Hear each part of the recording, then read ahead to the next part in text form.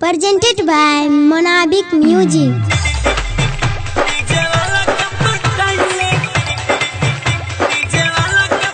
Sai Recording Studio, Delhi. DJ Vikas.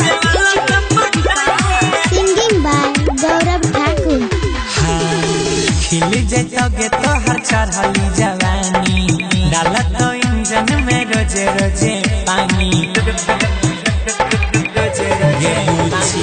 खिल जैतो तो हर चढ़ली जवानी डाला तो इंजन में रोजे रोजे पानी बिट पे कमर हिलाइले छोड़ी डीजे वाला के पटाइले तू अपना भगिया जगाइले ये छोड़ी डीजे वाला के पटाइले तू अपना किस्मत बनाइले DJ Vikas. DJ Vikas.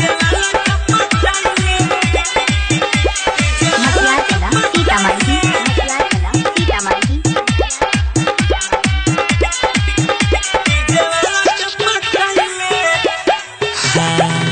लागै छै साचे में डार्लिंग तू त ब्यूटीफुल लागे से जिया के मजा दिलै त राखत कुला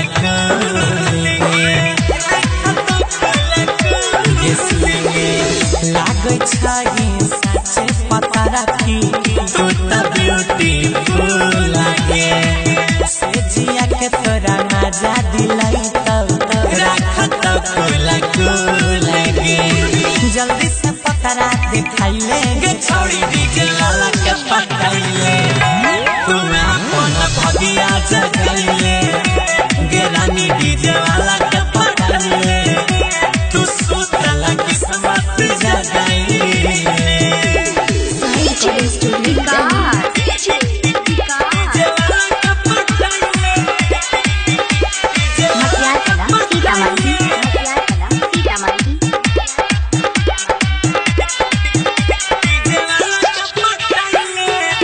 गे छौड़ी नाचल त नच के देखावे ऐसा नहीं मिलत नि चांस के गौरव ठाकुर के गाना बजाई के करल करी है रोमांस